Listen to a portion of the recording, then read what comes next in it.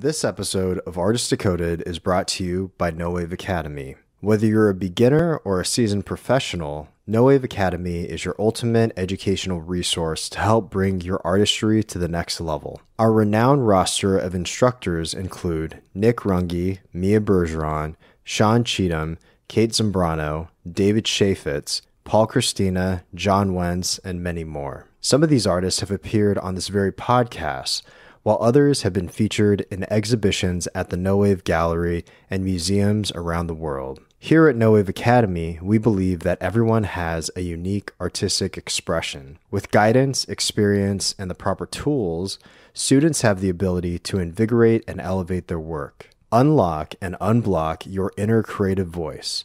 Join us and walk into the next chapter of your personal artistic evolution. Go to nowaveacademy.com. Type in AD-10 at checkout for 10% off. That's nohwaveacademy.com. Now, on to the episode.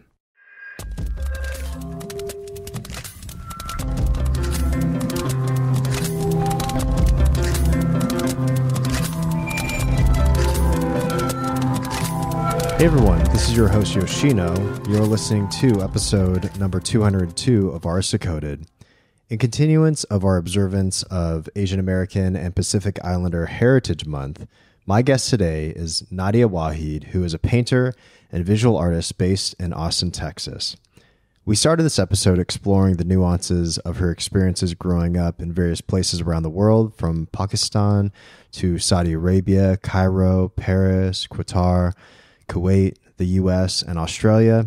We then started to talk about the cognitive dissonance that occurred within her regarding the sharp contrast between the traditionalism of her Pakistani upbringing versus the secular experiences and opinions that she encountered growing up. We then talked about intergenerational trauma here, and I talked to her about the work of a past podcast guest, Mark Wollin, for episode 7 of Mindwave. In that episode, we talked about his book, It Didn't Start With You, which is a really good book to understand the complexities and the epigenetic scientific research behind past intergenerational trauma. We talked about having confidence in one's personal identity, which is a subject that definitely resonates with me. And we covered a lot of ground in this episode, and it was a very fluid conversation that danced and drifted into discussions of the politics of the art world, love and dating, and loss of connection in a modern technological context. We ended the episode on some really fun and funny notes about our opinions of various films. I think you'll all enjoy this episode for its exploration of nuance, but also for its lightheartedness, especially towards the end. So if you haven't done so yet, please go to our iTunes page, leave us a review. It helps reviewers just like yourself to find out about this very podcast. Or you can go donate to us at our Patreon. That's patreon.com/artistdecoded.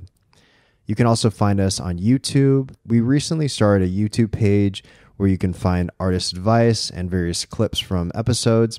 There's also full episodes there if you like to go check that out.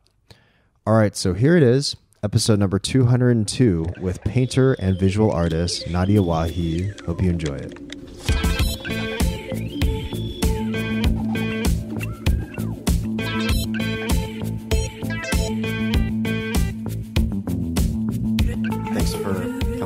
Artist Decoded and being a part of the podcast. Yeah, I'm so honored that you asked me, because you've interviewed you've spoken to a lot of people whose work I really love and respect, and yeah, I'm touched. Thank you.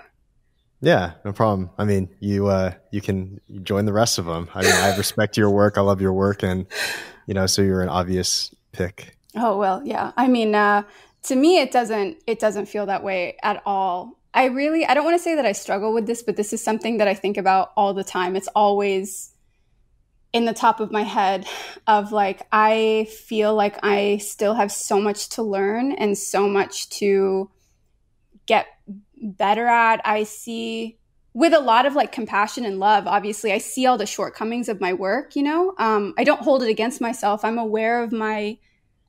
just very aware of my youth, and I'm very aware of, the greatness and glory of art and where I sit in relation to the greatest works of art that have ever been made. And I I see the work of artists that I really love, and I'm like, I don't think it's imposter syndrome. I think it's just knowing that I still have so much further to go. And so I think it's really weird, like when I'm categorized with other artists who I do really love or whose work I really fucking respect. I'm just like, no, but I'm not there yet. I don't think I'm ever going to be there necessarily. But I think that that's part of the allure and the beauty of being an artist, is that it's the carrot and the stick, right? Like the journey, it's both of it. It's both things. Like it's both the most incredible like passion to have and the most fulfilling journey to be on, but it's also, God, so tormenting, always knowing like, I will never like, fuck, this was really good, but it wasn't quite there yet. I think that just part of that's like embedded within the artist's journey is to understand your shortcomings and, try to find acceptance in that as well. But then realizing that you have your own unique perspective that you can share with the world, but then also, drawing from your peers and drawing from that sort of creative energy that they give you. And yeah, I mean, life is so nuanced, and there's no simple explanation to the emotion that we feel about anything really. And it's kind of, I think a lot of the times we're looking for these explanations, but then that generally leads, at least for me, it generally just leads to more questions than answers. Yeah, always. Yeah. But it's really heartening to hear that, because I'm the type of person where not a single thing on this earth is just a simple, like easily digestible black and white kind of thing. Everything can be looked at from an infinite number of perspectives and avenues. And yeah, I mean, there are, I was talking to this artist, Mole Tahuli, who's I think he's in Sweden. I think he's in Sweden. But I was asking him, I was like, Mole, what is like truth?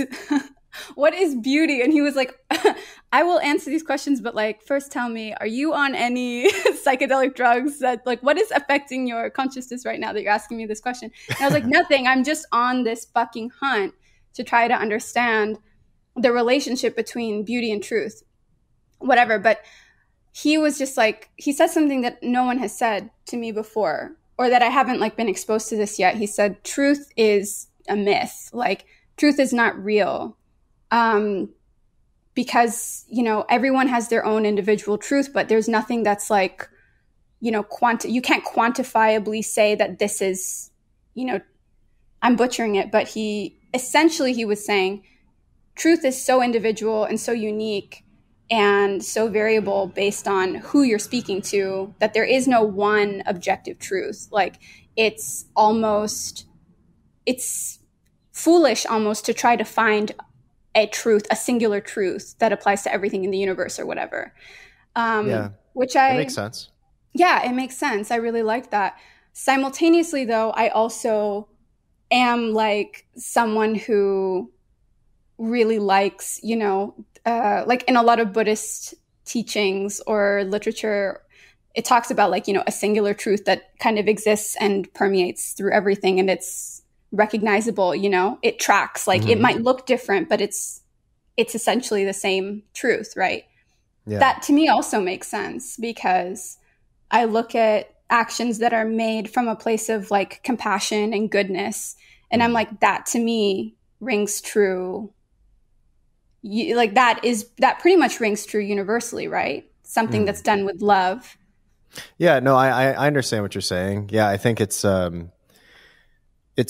really hard to rule out an objective truth when everyone has their own set of truths, and how those truths, as we intake more information on a day-to-day basis, how that evolves and changes our perspective over time. And it would make sense, why you have a lot of these ideas and these various viewpoints. And something that I had a question about actually was about you growing up in many different places around the world, such as Pakistan and Saudi Arabia and Cairo and Paris. And Kuwait, for instance. And then you eventually moved to the States at age 11. Is that correct? Yeah, around there. I think I turned 11 here. So maybe I was 10 when I first moved here. Yeah. Okay. Yeah. So I guess my question is, growing up, observing and living in various cultures, like, how do you think this has shaped your own unique perspective and identity? Well, I think that it taught me from a very early age how to individuate. And I did, last time we spoke, we talked about this a little bit. Moving around so much taught me how to individuate, I think. Like I was meeting so many different people from so many different cultures. I always went to international schools. I was always meeting like such a diverse range of people from such a diverse range of cultures. And the thing is, I don't think that this is a common understanding of, in America, but like I'm not I'm not representative of all Pakistanis, like I'm very different from many other Pakistanis just culturally. Like northern Pakistan is so different from southern Pakistan, is so different from eastern Pakistan, is so different from further west Pakistan. Like the number of cultures, the number of unique, totally fucking different cultures and ritualistic practices and like language, it's remarkable. It's incredible. So from a young age, I learned how to apply that same concept to pretty much every other fucking country. When I met someone from whatever, any other country, from Tunisia or from Senegal or something, I would know, like, you are just yourself. You are not a like fucking role model for every single Tunisian person I'm going to meet. Mm-hmm. So I think that, yeah, I mean, there's this concept of individuating, which is I will meet an individual and I will see them as themselves, not as a representative of their country or culture or race or ethnicity. And I think that I was seriously put through my paces when I was growing up through adolescence, where that was like reaffirmed to me on a daily basis of, don't make assumptions about people based on where they're from or what they look like, because they're going to be totally different, Mm. And I think that America is learning this lesson now, kind of being like, mm-hmm. Muslims are not a monolithic community. Well, the Muslim community has their own learning to do there. I mean, I have so many thoughts on this, but, like all Black people are not the same. All Asian people are not the same. Like all brown people are not the same.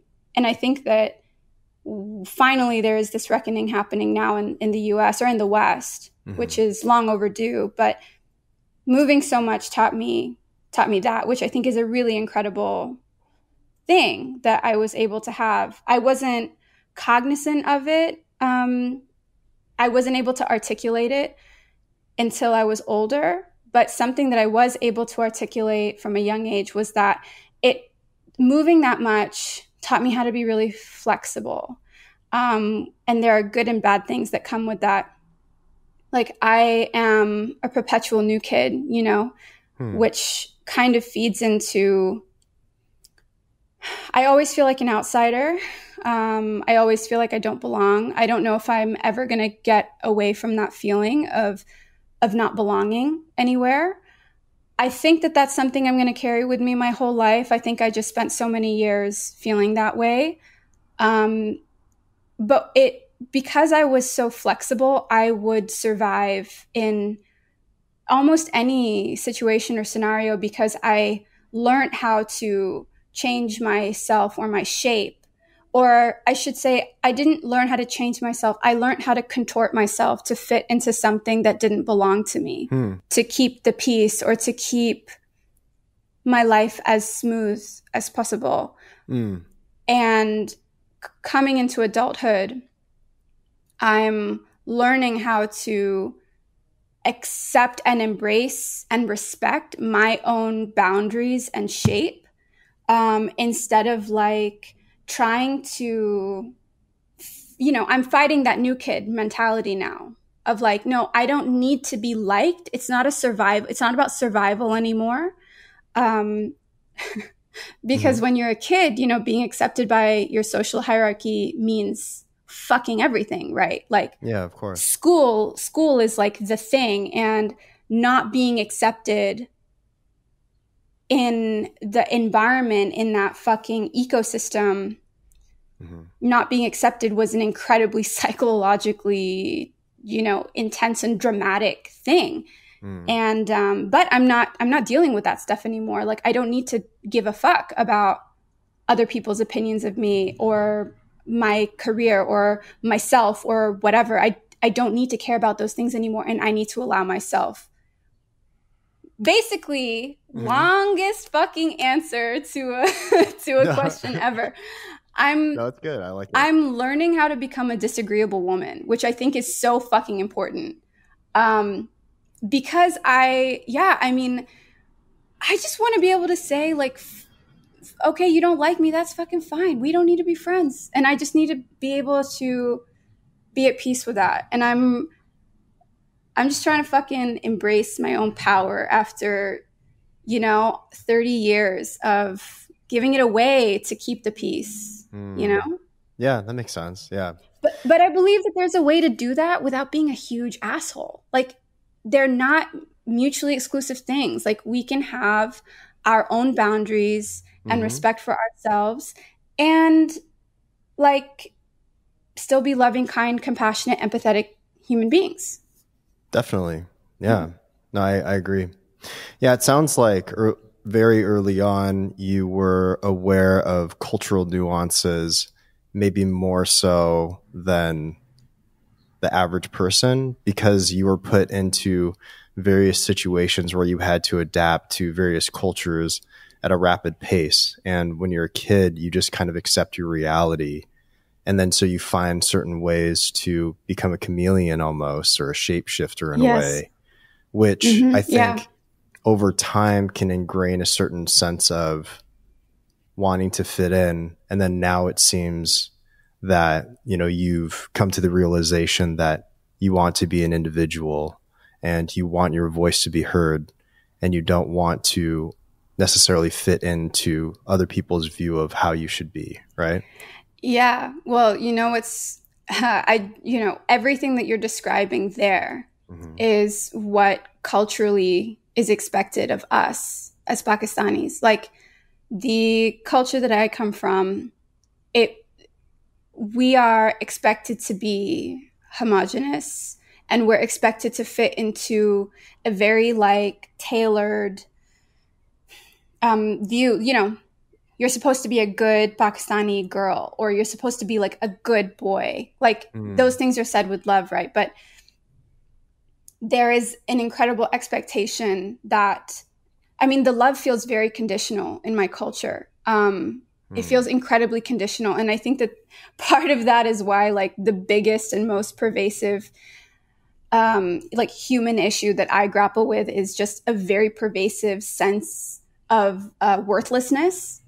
And I know that that comes from, you know, being plugged into a culture that repeatedly told me that the kind of person that I want to be doesn't have value, you know. But I'm, you know, so you're saying, you know, be an individual.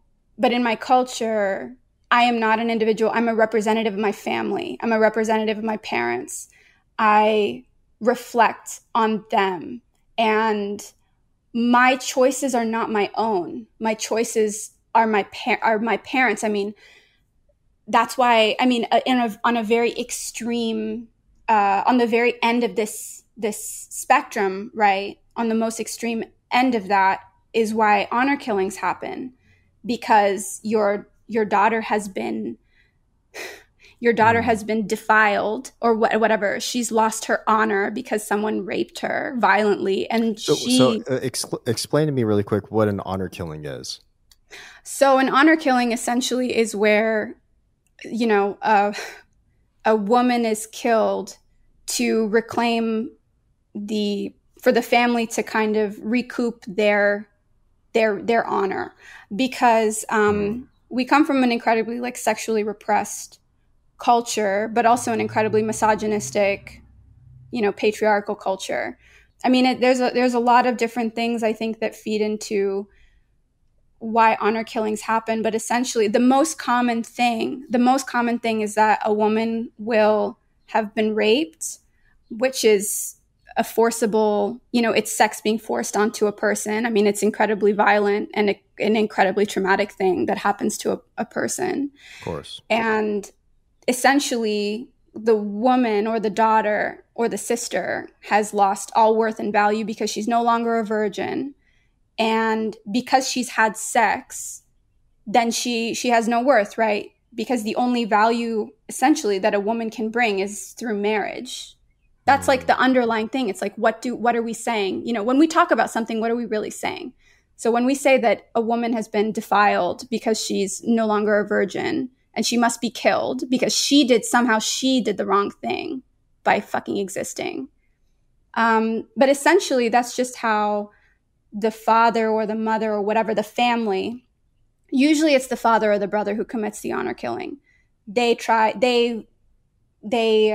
recoup their family's honor by killing the sister or the daughter or whatever. When I was living in Australia, I heard about honor killings happening even like there. And that was just a few years ago.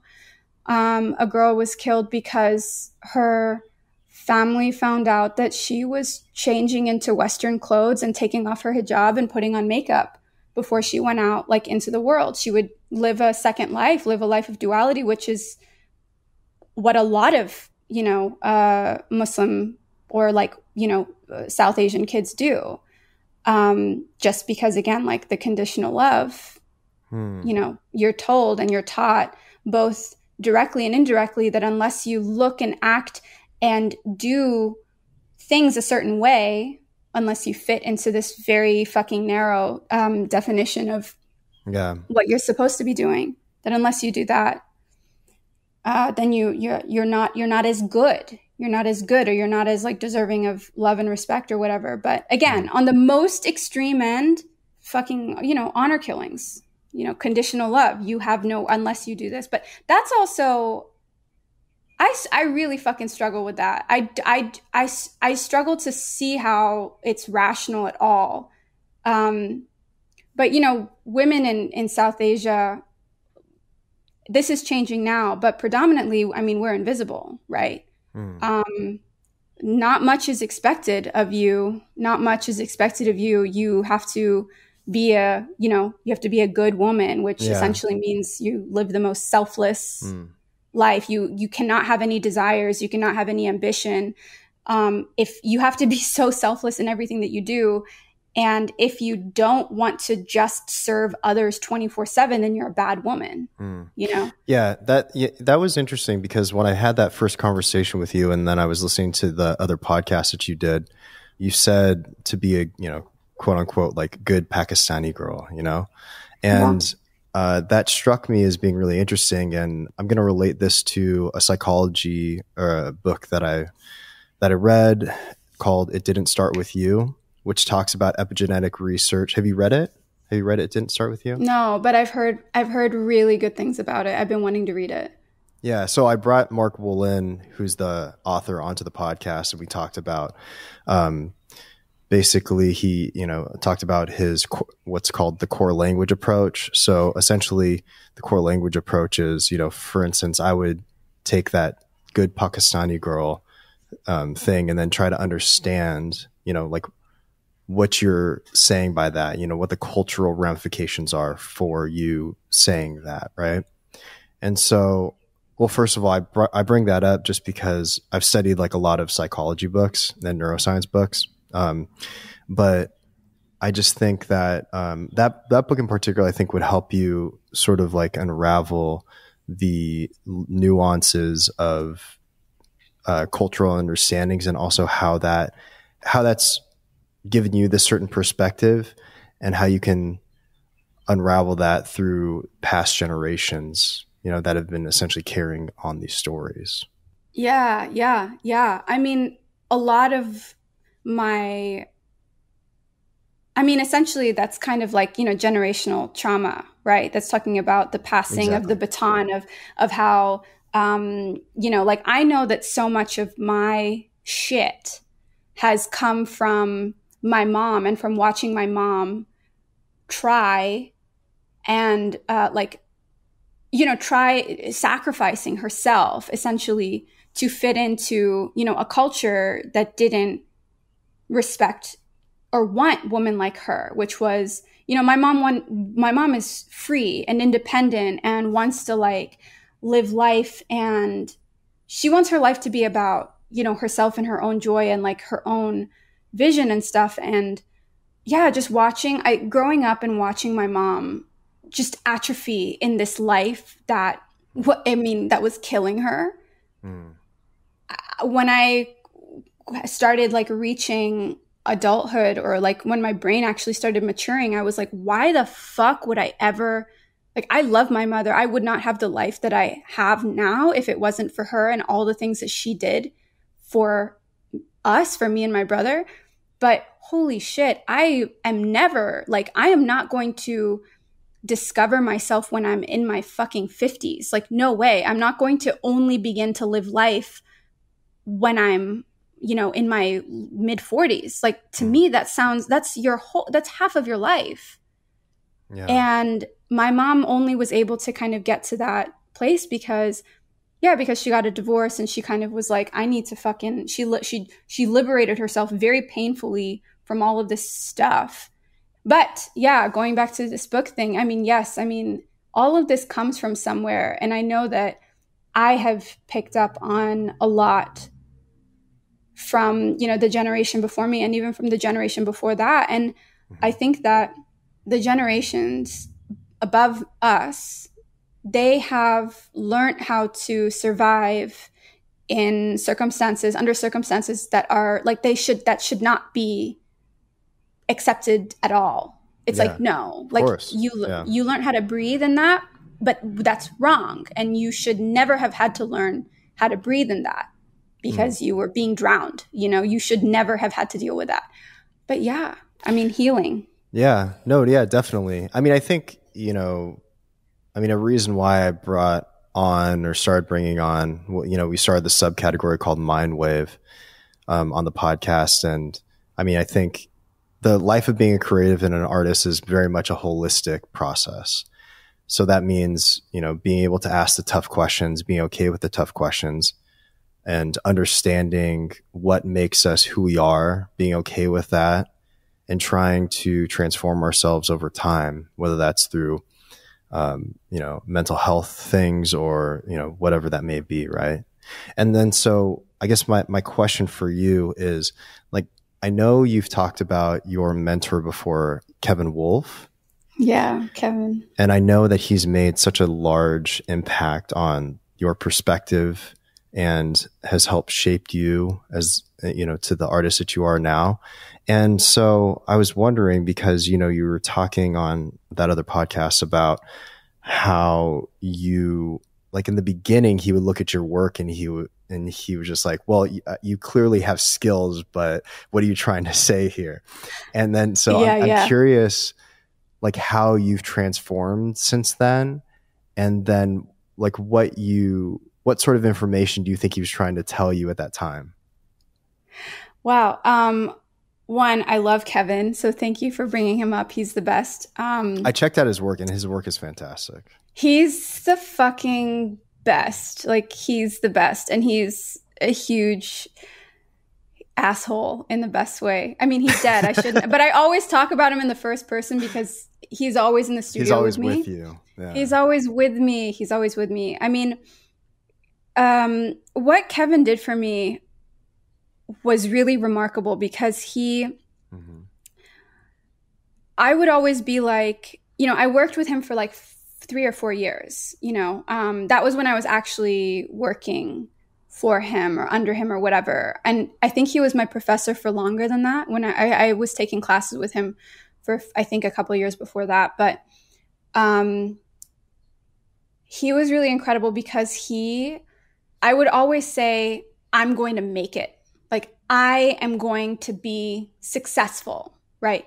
Not understanding fully what my definition for success was at that time. I think it was and it is the same thing. I want a life where I make paintings full time and I'm not like completely fucking terrified about money every waking moment. Like that's pretty much it. Like, I don't want to be rich. I don't want to be famous. I don't want, those are not active desires of mine. I just want to be able to make paintings full time. But I would say to him, like, I'm going to be successful. God damn it. I will be successful. I will not fail. I don't give a fuck. I will do it. No matter what it takes, I will do it. And Kevin would always say to me, no, you will make a good painting. That is your goal. Not you will be successful. You will make a good painting. Success doesn't mean anything. You will make a good painting. So he instilled in me the reason that I have a fucking library of like monographs of different, the work of different artists, the reason that I devour as much art and, as many artists as I do is because of him. Like, he taught me to be absolutely fucking insatiable in my desire to just look and try to understand art. He was one of the most principled painters I've ever met. I am not so principled because Kevin wouldn't like play the game. Principled in which ways?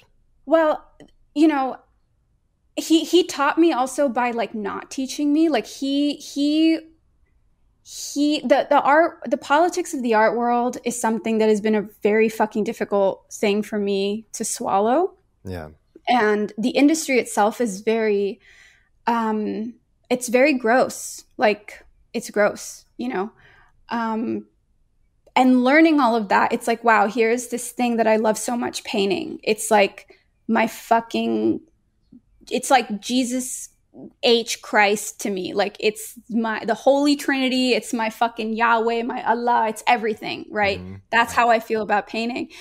And then here is this thing that I'm like a zealot about, and it's attached, like, and I'm choosing to work in this industry, but it's in this industry which is so like, yeah, gross and like political, and it's a market, people fucking talking about the market, and God, it's very hard to like look at all of that stuff, right? Because it just goes against this ethos, I guess, But Kevin never played that game. Kevin hated playing that game. He didn't have the stomach for it. He never did it. But he also carried with him always a kind of like, I don't want to say resentment, but I think maybe it was resentment and like a sadness that he wasn't getting the recognition that he deserved. And I think some of that has to do with the fact that he didn't play the game. Like, he didn't engage with that monster. But I learned from that, because I learned that like, I don't think I'm that pure or that principled of a painter. Like, I would not be okay having another job. I don't want to have another job ever. So that means that I need to learn how to survive in this world. Like, my spirit needs to know how to survive in this world. And I need to be able to keep the church away from the gross world of the art market. I see. Keep my like, did I answer that? Did I answer your question? Yeah, no, I'm following. Yeah. I guess my question to you though would be, so from that understanding of the way that Kevin approached the politics of the art world, how do you find balance, and how do you reconcile the bureaucracy of the art world, but also have a healthy life, and so that you're able to create paintings in an honest way? Yeah. I have not, I don't know if this was intentional. I think that they're like oil and water for me. They do naturally separate. If I look at it with clarity, they're so removed from each other. I have to be mindful to not bring my weird energy about the art market. I need to be mindful to not take that into the studio. But like, the actual act of painting, it's impossible to paint. At least for me, it's impossible to not paint with honesty or with like a visceral truth in my hand just because the role that painting has played in my life has been, I mean, it's literally my God. I mean, I cannot lie to it, and I cannot be dishonest. I cannot be disingenuous. I can't be insincere. Like when I'm standing in front of a painting, I cannot lie because it knows it knows, and I'm not a good bullshitter, you know? And I'm definitely not a good bullshitter in front of the paintings, which is why, like, I had a meeting with a dealer like a long time, years ago. And I mentioned offhand that, like, oh, I cried a lot when I was making this painting. And he was like, what do you mean you cried a lot? And I was like, yeah, I cry all the time in the studio. And he was totally, like, he didn't understand that. He was like, oh, that's weird, And I was like, is that weird? Is that weird? But now I'm like, no, it's not weird at all, because if I'm being truly honest with myself and I'm making these paintings which are about these difficult moments in my own life, or I'm processing difficult things that have hurt me, or things that I'm struggling to understand, things that I'm struggling to hold, questions that are overwhelming for me, questions that I don't fucking have the answer to this shit. Like, I just want to be a whole, healthy, resolved human being. God, yeah. So the bureaucracy is, it's gross and it's like whatever. And it's hard for me to understand. And I'm still learning how to manage all that shit and learning my relationship. But it's not something that ever affects the way that I relate to the paintings. And I mean, honestly, COVID fucking taught me that more than anything else, because the art world, evaporated in the first few weeks of COVID hitting in March of last year. Mm-hmm. And that was a really remarkable thing to experience, because at that point, I have been laser focused on my career for, I don't know, ever since I was 19, right? Ever since whatever I'm a born again painter, right? Like I knew that I had love, right? I knew that I had the fucking love for it, but I didn't believe in it until I was 19. There was a series of events that took place, and I was just like, this is my fucking purpose in life. Like, I was put on this earth to be a painter.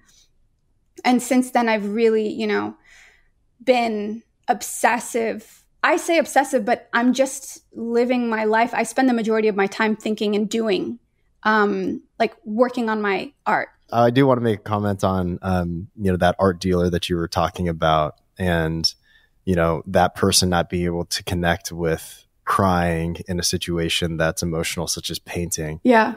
It's interesting when you have conversations with people sometimes, and, something that is so emotionally palpable for you, and then to them, it's just like they can't understand that sort of emotional complexity and that consciousness, right?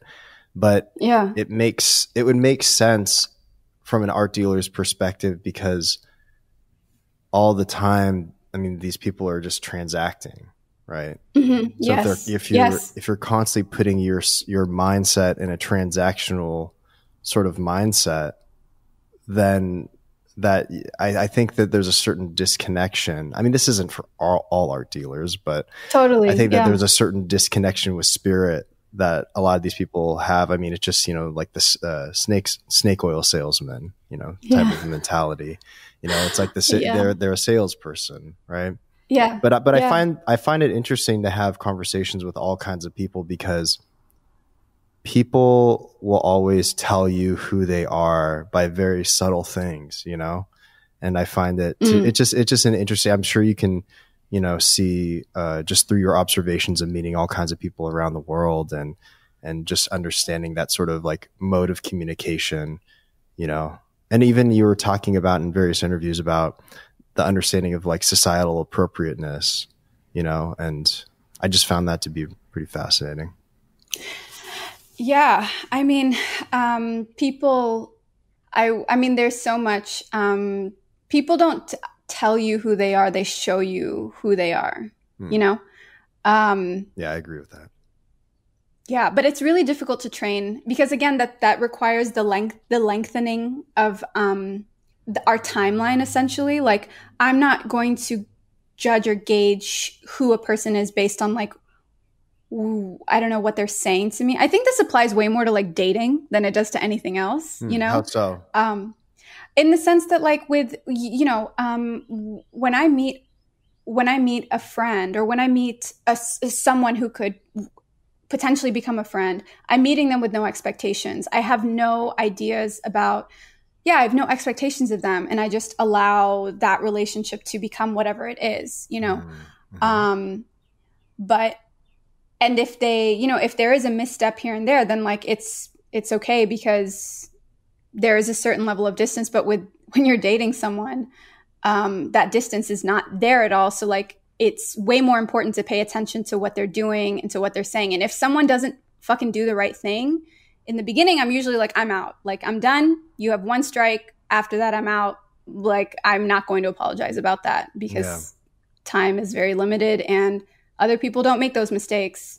I don't know. I feel really gung-ho about this, especially as a woman, just because I see so much, not especially as a woman, maybe especially as a woman. I mean, women and people reward, I don't like making generalizations to just like one gender or whatever, but I do see men being rewarded for doing the bare fucking minimum. And that just kills me every single time. Like, what do you mean? Can you give me an example? Oh, he texted me back. It's like, you're giving him points for being a friend. For communicating with you? For communicating with you? You're giving him points. Like, yeah. Are you fucking serious? I don't know what to do. But you know something. That's why I don't do it. You know. I mean, like, but I'm also very lucky in the fact that like I found a fucking unicorn man who made me he made me reflect on like all my other relationships, and I was like, holy shit. You actually are what every dude should be. Like, you've treated me with respect and you've given me room and space. He has supported me in my career, in my ambitions, in my drive, in my, I take up space, and he never punishes me for that. Whereas in every other relationship I've been in, I have been punished for taking up space. And I think that that's something that's a societal appropriateness thing, right? Like, women can only be so big. And as a man, then maybe, the man is threatened if the woman is bigger than he is, quote unquote. I know what you mean. Yeah, I know what you mean. I think it goes both ways to a certain extent. Romantic relationships and love are such interesting.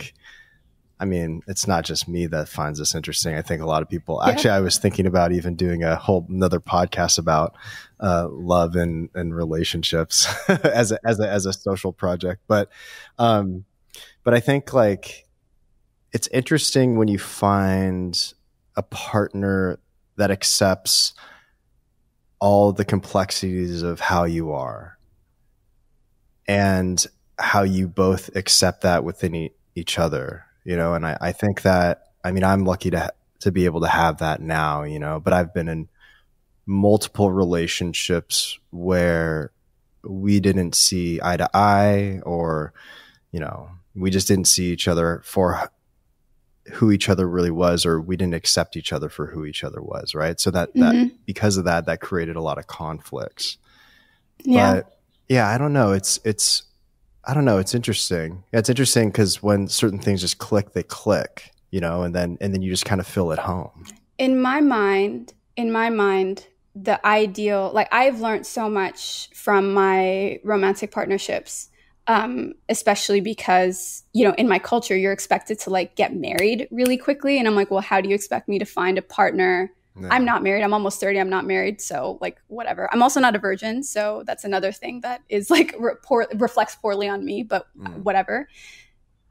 There is this expectation of like, just get married very quickly. But how do you expect to do that if you're, you just said like there were lots of relationships where it just didn't work, for various reasons. Yeah. And in an ideal relationship, I believe how it's supposed to be is that my role in my role in the relationship is almost exclusively, I need to be taking care of my partner and loving my partner. That's my role. Like, I need to be loving them. And the other person's role needs to be primarily loving me. And in that way, we're always taking care of each other. Mm-hmm. I mean, obviously, it's a much more complicated subject and process, right? Because you also have to be managing your relationship with yourself, because your partners and spouses can't fill the hole that is inside of you, right? That hole cannot be filled with another human ever. It can't be filled with even friendship. It can't be filled with, romantic love. It has to be understood and filled with something else that's actually, Mm-hmm. I think that's also a concept too that maybe a lot of people struggle with, is finding that inner peace and that love for yourself in order for you to find someone. Because I think that it's sort of like a manifestation process. So if you love yourself, then you'll find someone, you'll be more conscious, and you'll find someone that will be on the same wavelength, right? Yeah. Well, I mean, there's that saying of, if you don't love yourself, how can you expect anyone else? How can you expect to allow anyone else to love, you, or to accept that love? Mm-hmm. And I think that that's super accurate, I mean, people push others away all the time because they're struggling to, understand or embrace themselves. I mean, people are becoming increasingly lonely. Society is changing very quickly. We're moving, especially because of COVID, we're moving to this where everything is fucking digital. Everyone is sitting in their house, alone, having conversations with each other, like over a screen. And we are losing a sense of community, and we're losing a sense of, and this is just because of, how just things are changing, and we are losing connections to groups of people, right? And that is something that I'm concerned about. I mean, some of it, like, I've read some articles. Yeah, I read something that said that people are struggling more. Oh, it was talking about self-care. Yes, it said, like, I'm a psychiatrist or a psychologist, and this self-care movement is, again, putting the onus on the individual to try and heal a wound that is being caused and perpetuated by the kind of society that is developing now. And it's because we are losing community, we're losing groups of people, like, we're not engaging with groups of people, like-minded people. Or, I'm just thinking about, like gardening clubs, or, religion used to be a huge source for community. Like, once a week, you're meeting with, whether you believe in it or not, once a week, you're going and you're seeing people and you're doing something. You're going to doing some kinds of activities, right, every week, or something like that is happening. But now we are, I do wonder about the way that community is being affected, and how are we going to bounce back from that? Like, the internet has changed so much for the good of us, right? But also, man, there's some stuff that we didn't consider. How much do you think that is just this constant ingraining of transacting? I mean, even, going back to speaking about romantic relationships, people can, that if you're on a dating app or something, that there's going to be someone else that you can, potentially talk to, or go on a date with, or what have you, right? But then my understanding and what I've observed is that it's almost ingraining this sense of expendability within people. Yes. That people are not as valuable as maybe, this isn't something that I believe in, but I think if people are not conscious of why they're using these dating apps, for instance, then they're constantly ingraining this idea that, oh, there's going to be another person, and there's going to be another person. And then that played out over time, I think, can have a lot of psychological damage on the way that you think about the interactions with people. And if you're also self-isolating, in this sort of scenario where, people are still relatively isolated, that can definitely play a role into the loneliness factor.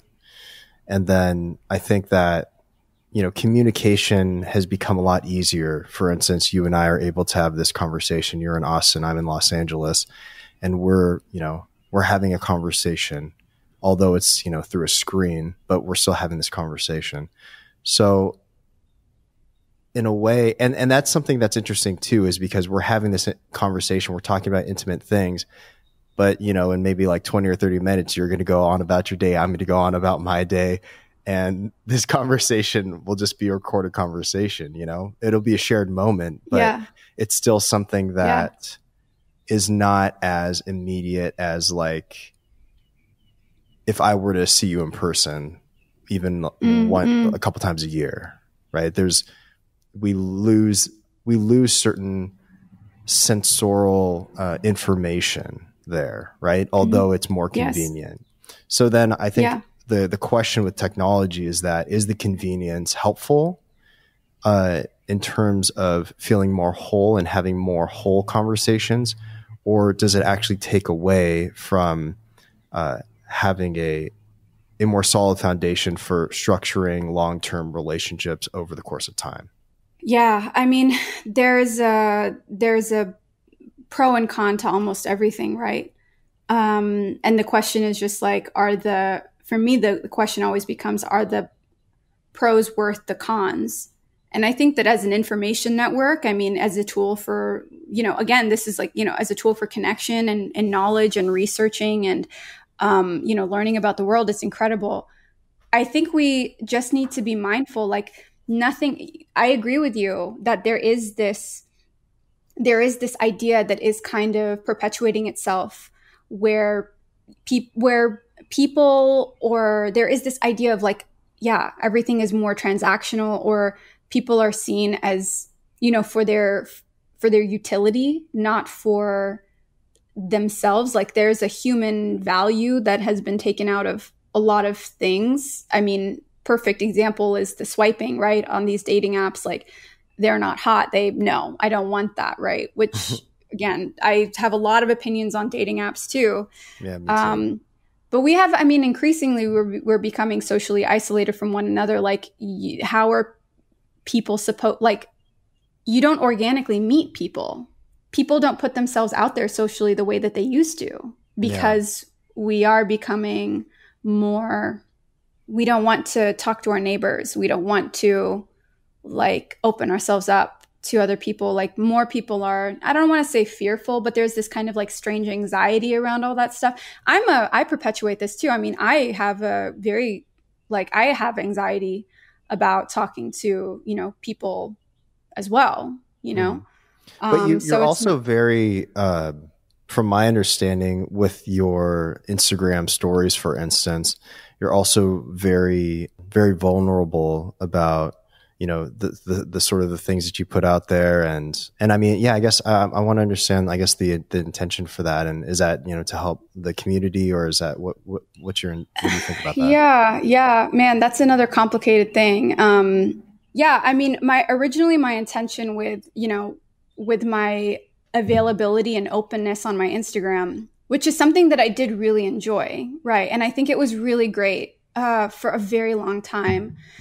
My intention was that I never saw what a working artist's life was like. Like I didn't know what it looked like. I didn't know how to get there. I didn't know anything. I realize now, okay, well, many painters are just way more introverted, or they don't know how to like put stories together in a way that feels comfortable to them, where they're talking about, their lives or whatever. But again, I'm a perpetual new kid. All I know how to do is put myself out there. Right. So for me, I did it because I did want to. I was doing it. I was imagining always my younger self. I was always imagining myself post-graduation, having no fucking idea what was going on, having no idea how to do the thing. And so I was doing it to be seen by her. Right. And it really meant a lot to me, like to share myself with everyone and to get you know, I mean, like, I still take lots of phone calls with like young artists who are like, I don't know how to do the thing. You know, how do I do the thing? And I'm just like, I will tell you how to do the thing. You just work until you almost die. And that's it. Like, you know, there's not really any crazy secret. You just have to be very persistent, and you have to put the hours in. You have to put the hours in, and you need to focus on the work, right? Don't aim for success. Aim to make a good painting. Thanks, Kevin. Right. And, yeah. And for me, I really I wanted to acknowledge my 21-year-old self, who had no fucking idea how anything worked. I was like, I'm talking to her all the time. I'm acknowledging you. I understand now what it looks like, right? Mm-hmm. I don't know how many thousand followers. I don't know, 36 or something. I don't know. I don't look because I hate it, honestly. And I know how that looks. I know what the optics of that are like, but the reality is that, you know, I've made it in the sense that I'm a full-time artist. I haven't made it in, I don't know. I mean, I don't know.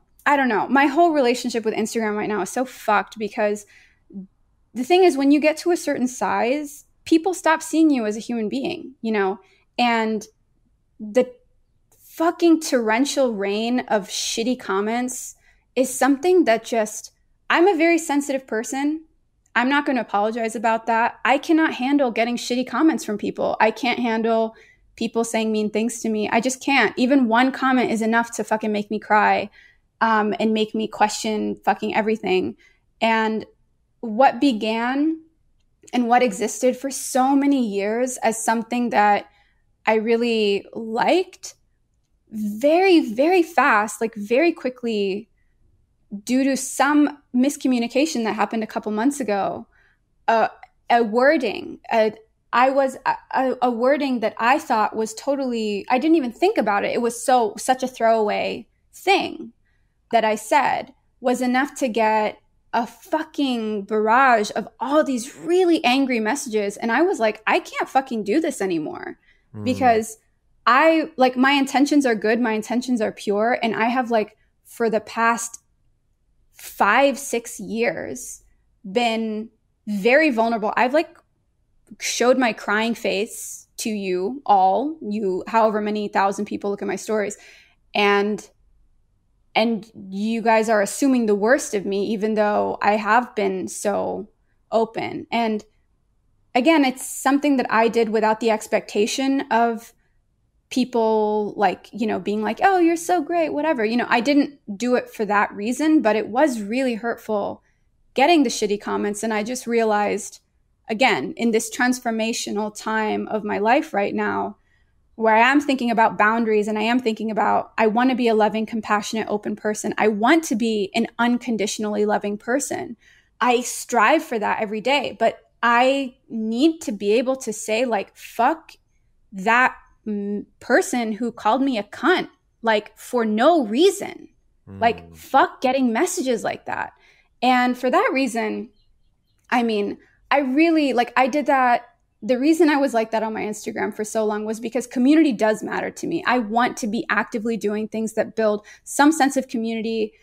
I started a book club. I wanted to start something here in Austin where I'm like, I want to meet up.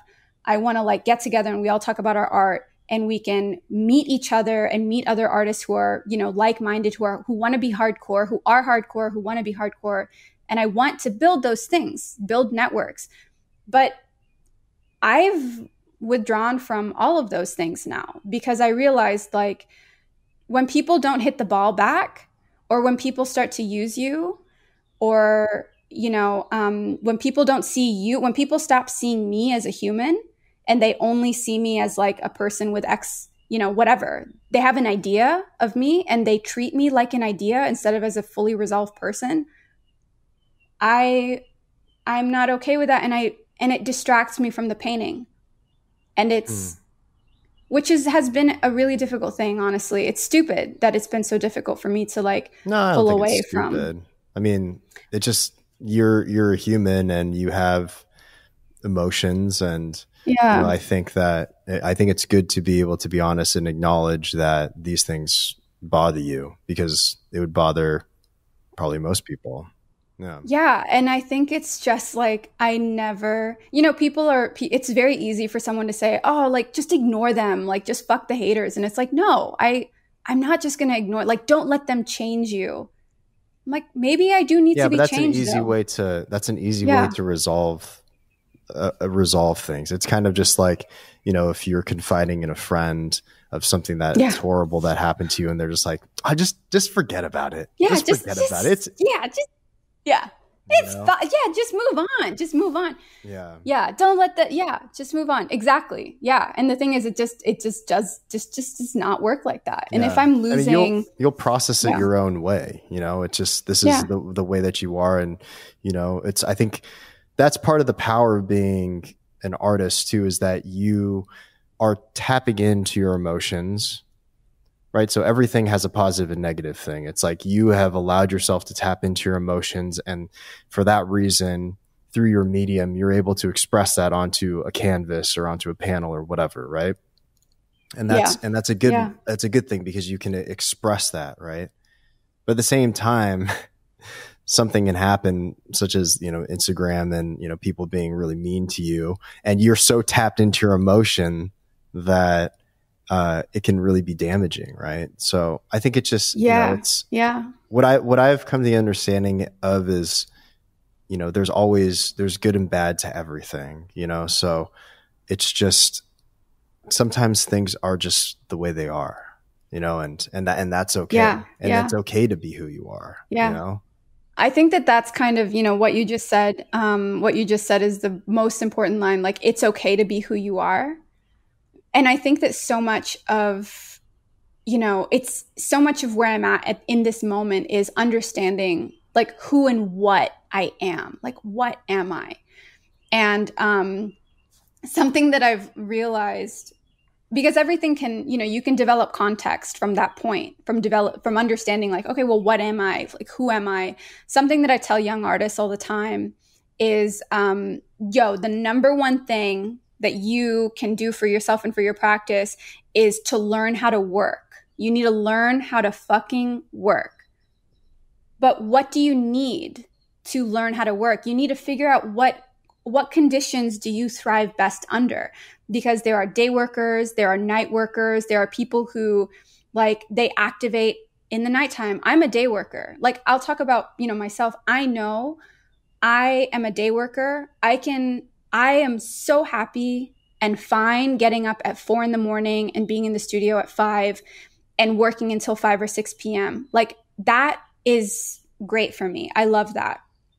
I hate working at night. I don't like working when the sun has gone down. I'm okay working in darkness if I know that the sun is going to come up.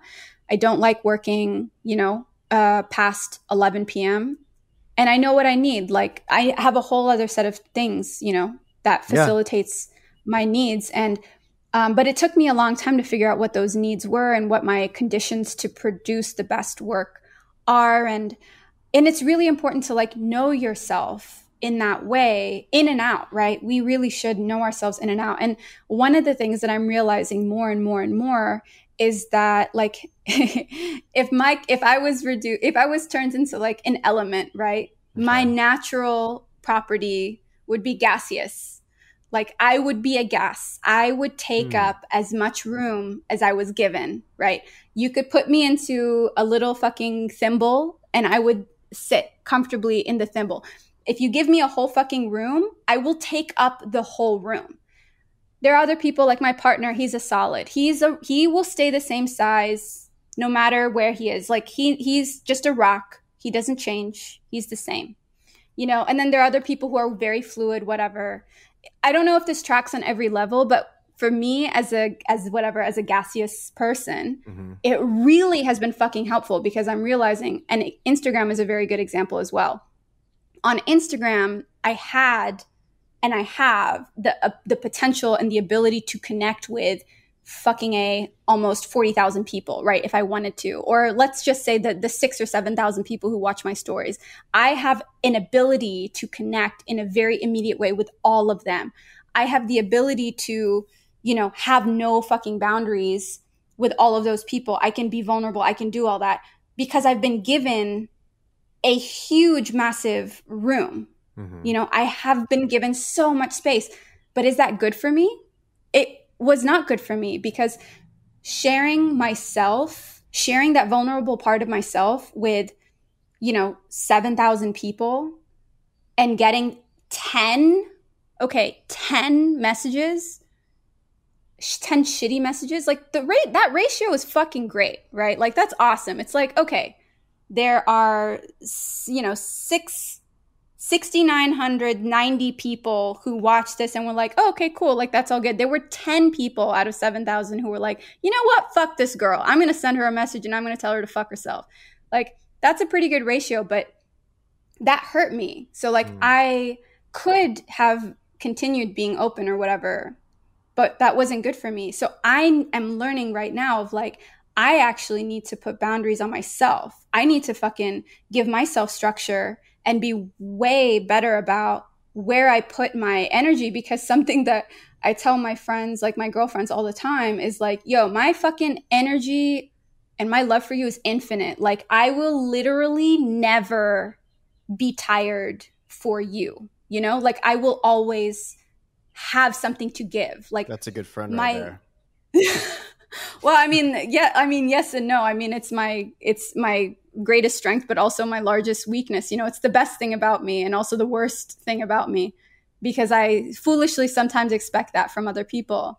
And because I assume, again, because I'm young still, I assume that everyone sees the world the same way as me, but that's just not true. I assume everyone's relationship to art is the same as mine, which is just totally. Oh, sorry. Which is what? No, go ahead. What were you saying? No, I was going to say, well, we're all imperfect beings. And I mean, that would make sense the way that you describe that based off of the way that you were describing your conversation about truth and beauty with that artist friend of yours in Sweden. I mean, that sounds very much like aligned.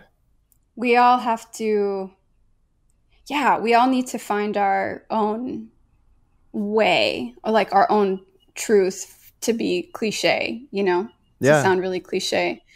No, but I think that's good, because I mean, like the longer that we live, the more that we see patterns in things. So there's all kinds of self-help gurus and spiritual leaders and things that are trying to essentially sell you something. And then so I think it's really good to be aware of subtext, to understand what the person's intentions are, and then to also understand what sort of truth for ourselves can we extrapolate from certain teachers that we like. And, because we're all flawed human beings. Yes. Literally everyone is flawed. You're not going to find a perfect human being out there. I mean, you're never going to find it. Right. So I don't know. I think like the most important thing for us is, to constantly be sharing our truth, and hopefully it resonates with people. And if it doesn't, then, oh, well. Yeah. Know what I mean? Oh, well. Yeah. I mean, I'm trying to cultivate a very non-judgmental, take it or leave it approach, because that sounds really harsh. But I mean, that kind of take it or leave it approach, I think I think that the two things that every person should have in their relationship with themselves is awareness to see themselves, clearly, right? And willingness to make the changes that they need to make to become a healthier and more like compassionate human being. Mm-hmm. And I think that awareness and willingness truly are like the two things that, this is this is a simplification, but it still applies to almost every situation. Like any conflict or any kind of interpersonal relationship, you really just do need awareness and willingness, like awareness of yourself, of your own actions. How did I potentially contribute to this friction here? And willingness to make the change, willingness to build the bridge, right, with the other person. And I think that the way that I see self-development and like shadow work and all of this stuff, the kind of way that I see reconciling past traumas and cultivating myself into the human being that I'm going to be, is I might overcorrect sometimes, but I know that I will always find myself going back to the right path. So at the moment, I'm like, I need to draw some motherfucking boundaries. You know, I need to fucking protect myself, and I need to, like cut out flimsy support. I need to like, and I think that that's coming on the heels of many, many, many years of forgiving, or not even forgiving. It wasn't true forgiveness because I never let go of my hurt. I never let go of my anger. I was holding that anger in. I was holding on to that resentment. I didn't have any peace at all.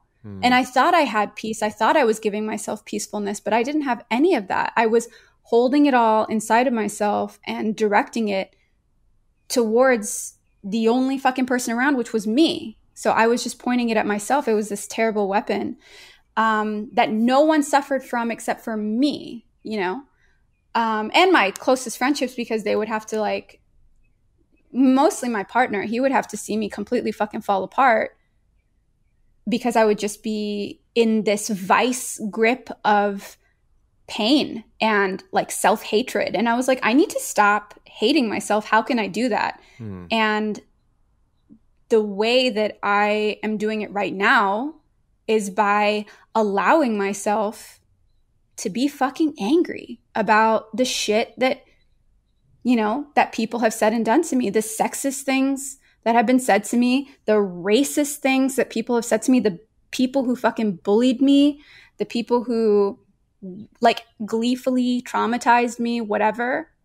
They were wrong. Like, they are not good people, or they were not right to have done any of that. I didn't deserve that. And like, I'm a very flawed person. I've fucked up a lot, but I didn't deserve to be treated that way. And I'm allowing myself to hold on to that. And I'm allowing myself to like say that that was wrong, what was done to me. I'm tired.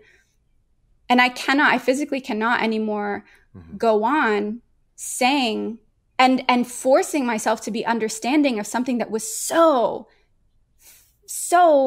damaging to myself, because what I was telling myself by doing that, by being endlessly understanding and endlessly compassionate about the fucking guy who called me a cunt on Instagram or whatever, I was telling myself on some level that I am a bad person. I did deserve to be bullied in high school, or it was okay that those things were done to me. But me just stepping back and allowing myself to say, no, that's fucking wrong. That's me affirming to myself that that I'm a good person. I am not worthless. I deserve to be happy, which is a fucking, you know, anger is something that I have a very complicated relationship with, because it is an incredibly, like, it is poisonous. It is toxic. It is something that can drown, you know, you can drown in it. People can drown in it. But for the first time in my life, I'm trying to engage with it in a healthy way. And then like leave the rest behind. Like, because I had all this anger but I wasn't acknowledging it. Like, I think that's like one of the healthiest things to do, is to acknowledge our anger or certain things that we're working through and try to work those things out and be as healthy as possible. Because I think that the worst thing that you can do is to not acknowledge anything that is troubling to you, whether it's your anger or whether that is whatever it could be, right? So I think to be able to honestly acknowledge those things, I mean, you'll be better for it and a healthier person for it, but also in a way it will change your work, because then you'll be able to have a more honest narrative with yourself because you're honest with yourself. Yeah. I'm really keen to see, someone asked me in an interview, and I've actually thought about this so much. Someone asked me in an interview years ago, I don't remember when exactly it was, but they asked me about like, oh, your paintings are very like peaceful or something like that. They're very quiet, or, do you ever, or they're about, God, I don't remember what emotion. They said that your paintings are about whatever, insert like a calm emotion, very calm. Do you ever think that you're going to explore other emotions? And I said, like, yeah, I know that as I mature, as I process, as I develop, and move through my human experience, like, I know that my context for life and living is going to be so different. Like, my experience on this earth as a 21-year-old is going to be, of course, so different than my experience as a 31-year-old. And that will continue forever, right? Like 40 is so different from 30, 50 is so different from 40. Like, that's growing, right? And as someone who really, learning and curiosity and prioritizing growth over anything else, I know that I'm never going to stagnate and stop growing. I know I'm always going to be growing. So of course, like, I'm going to be changing. I know I'm going to be developing a different context for my life and for myself always as I grow. So I know at some point I will explore anger, because I know I have all this shit inside of me. I have it, and I am going to need to unpack it and deal with it. But how can someone, to me, that seems like a projection of what that person thinks that you're trying to convey within your piece, right? I don't know. That's what's interesting is when I think, curators or, people that have this certain position to say what an artist's work is about, but generally those curatorial statements lack the nuance of what exactly it is about, because it could be about many things, and what you were going through at that time, it could just be an aesthetic thing, but what you're going through at that time could be a very angry situation. Yes, exactly. And I think that that's kind of like, I noticed that from the question too, of, oh, you're looking at it. Because, the thing is, there are some artists who are like, oh, I'm really unpacking the emotion of whatever, of like desolation. Like, this body of work is about desolation. But I think a lot of people look at that stuff and, potentially they look at a body of work that's about grief, and maybe they separate it from, the artist's life. And then later on, and they only look and experience that body of work as, these paintings are about grief because they're unpacking grief or something. But then later on they find out, oh, well, their spouse had died. And it's like, well, that's the real context. That's the real, like, that's what the work is really about. And I think that in different arenas of I know in the institutional art world, this doesn't exist as much, but I know that like in illustration or in maybe animation, there are like in concept art, I think in game art, it's way more specific that this happens, where it's like, oh, this is a painting or drawing about wrath. Like, this is about, like the 7 deadly sins. People will unpack, they'll make artwork specifically about those things, and there'll be a lot of like symbolism and a lot of stuff like that. But it's all from the perspective of, I am going to make this about gluttony, this one thing.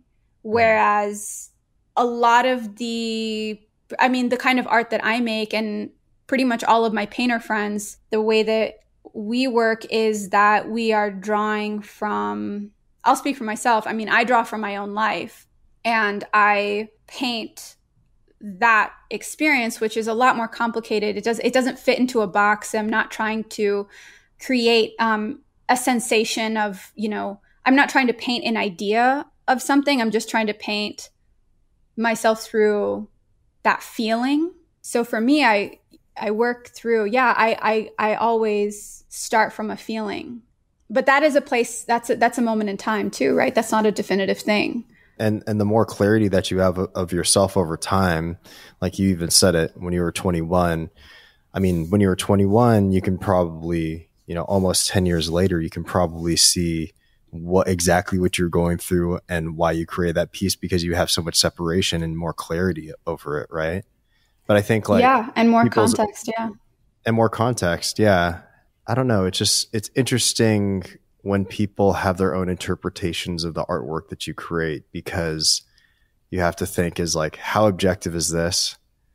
Why is this person saying this? Are they trying to impress me by saying that they like the work? Or, what is the intention behind the person? What are they communicating to me? What is the subtext, right?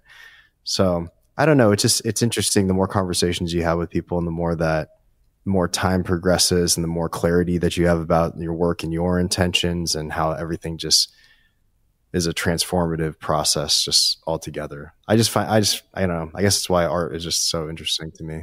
Yeah. Yeah. Yeah. I mean, I actually don't talk, I don't talk very much about my own work very often. With my painter friends, I'll talk about it kind of, but mostly we don't talk about like our work the way that, at least in my conversations, we don't talk about our work in the way that we might talk about it in an interview. I pretty much only talk about my art in interviews or in situations like this, like a podcast or something like that, or if I'm doing a lecture somewhere.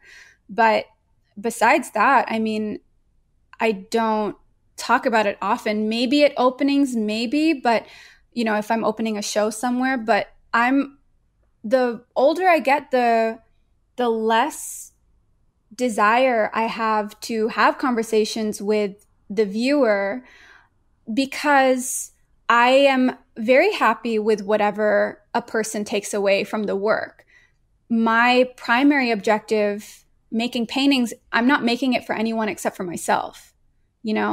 I'm very fortunate to have built a life where I make a living off of doing something that is so fucking selfish. Like, I literally am making paintings only for myself. I am not thinking about the viewer ever. I am only thinking about myself, and I'm thinking about the amazing painting masters that I'm trying to compete with, right? I don't compete against my peers. I compete against the great masters who I'm, of course, always losing to, right? But that's the most amazing thing. That's the fun of it, right? Yeah. But I don't talk to people about how they see my art or what they think about it, because I don't need to know, really. I mean, enough people have responded to me and said, this is what I feel when I look at your work. And I'm like, oh, okay, cool. You're picking up what I'm putting down. Great. Like, the feeling that you're feeling is what I'm trying to put out there. Enough people have done that to where I'm no longer curious about whether I am being, understood, I guess. Yeah. I'm legible enough, and that's enough for me. But again, because I'm a zealot, and because my relationship with art and with just the physical act of painting, and my relationship with my studio and my relationship with my entire practice is so fucking personal, and it's like my own blood. Like, I'm crazy. I'm made crazy by it, but I'm also liberated by it, because my relationship with it is so intense. I've learned that it's actually a lot better for me to just keep that shit to myself, because, in fact, here, if anyone asks me what I do, I tell them I'm an engineer. I don't tell them that I'm a painter. I don't talk about it. Why is that? Because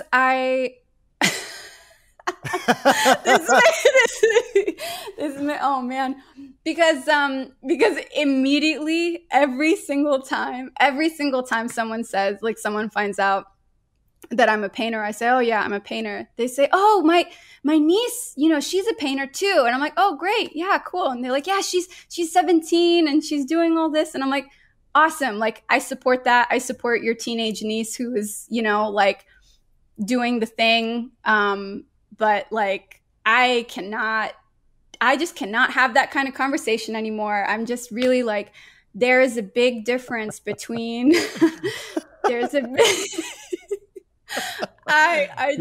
just trying to relate to you. They're just trying to relate, and that's totally fine. But I'm just taking the pressure off. I'm just taking the pressure. They don't need to relate.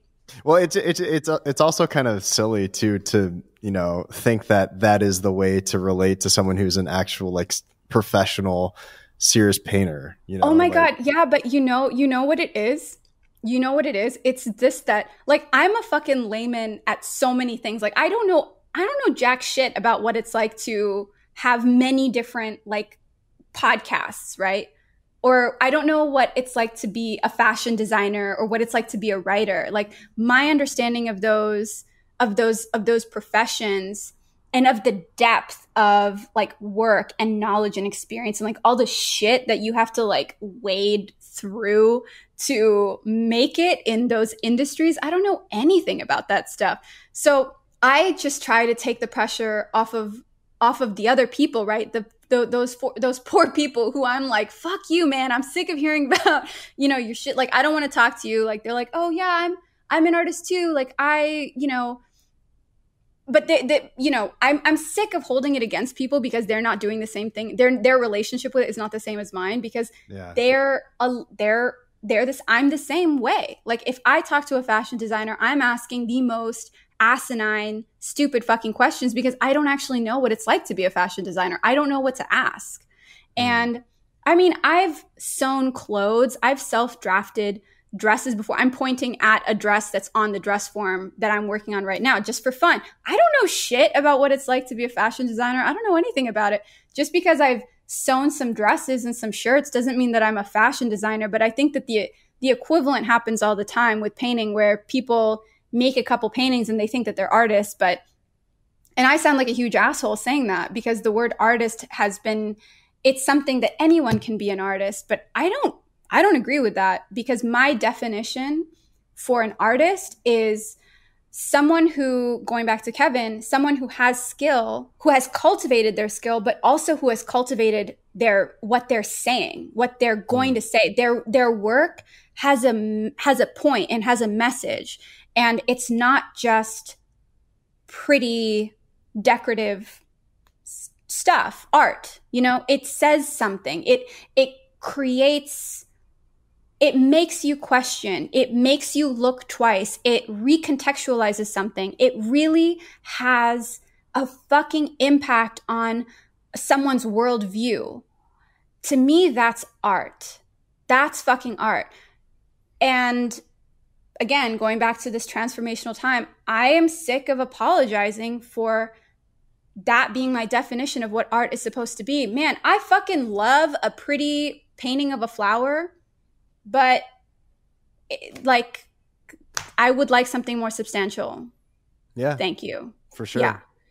I mean, not everyone can paint a flower like Georgie O'Keeffe. So. Oh, for sure. But she wasn't talking about flowers. No, I know. Exactly. That's the thing. That's the fucking amazing thing. But if you're making a flower painting that's just about flowers, yeah, I mean, own that and just be like, yes, I just make flower paintings and they're just about flowers.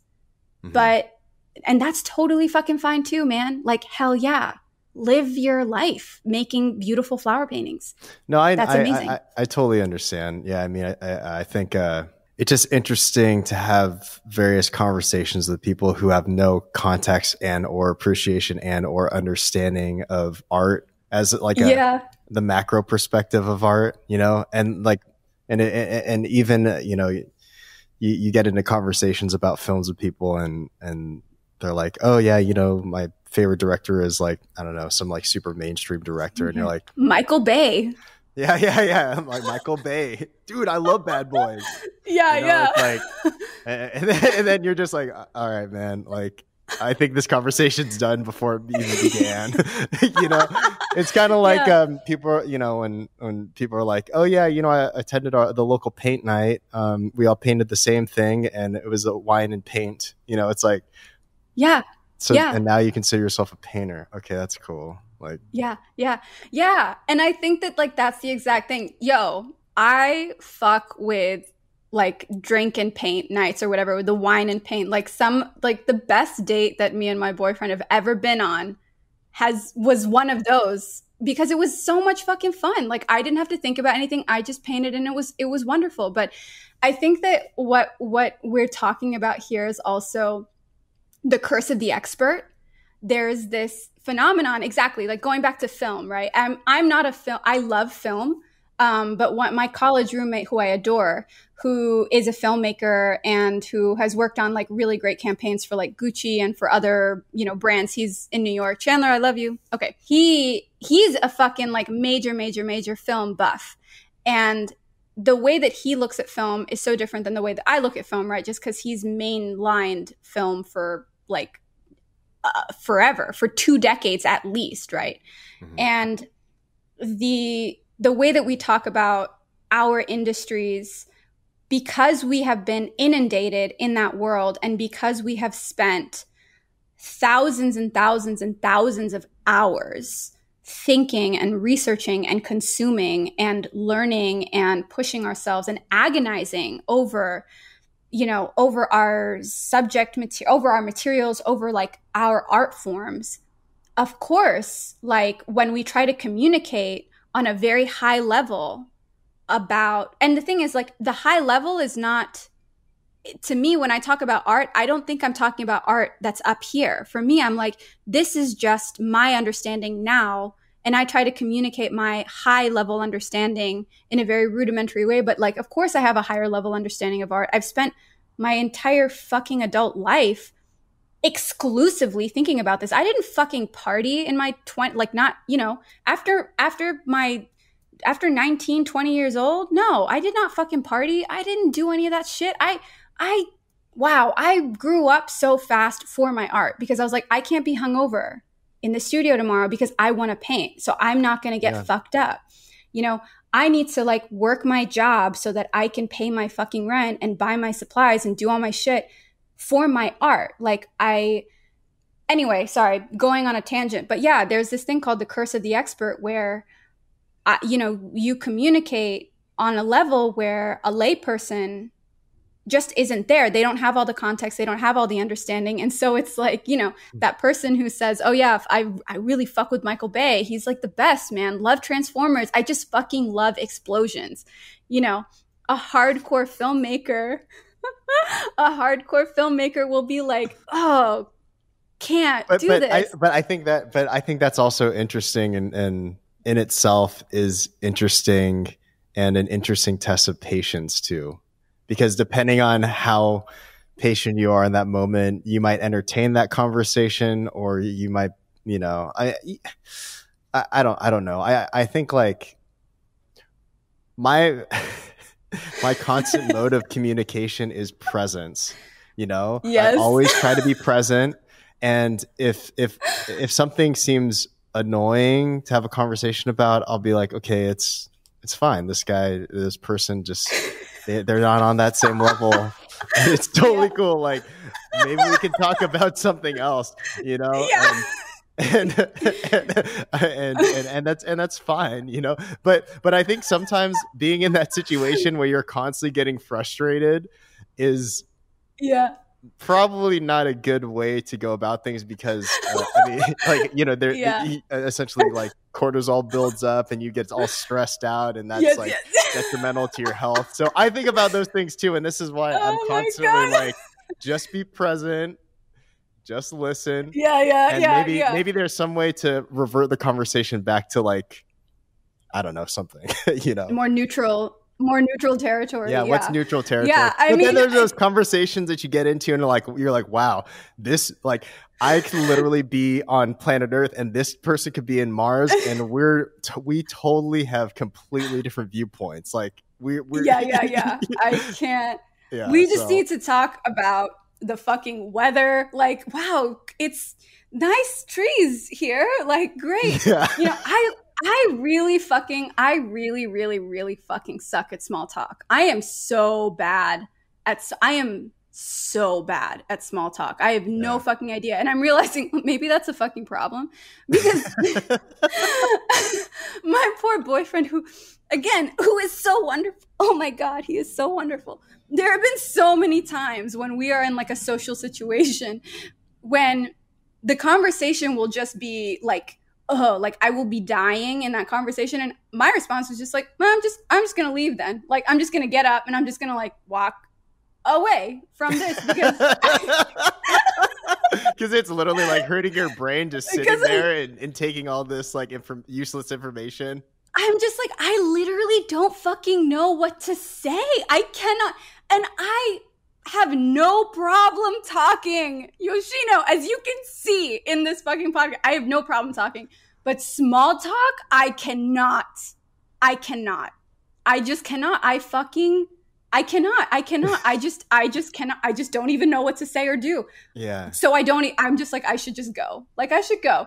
And I'm getting a lot better at just sitting there and nodding and smiling, and again, just being present and just saying, hey, I don't need to be active in this. Yeah. I don't need to be pushing anything forward here.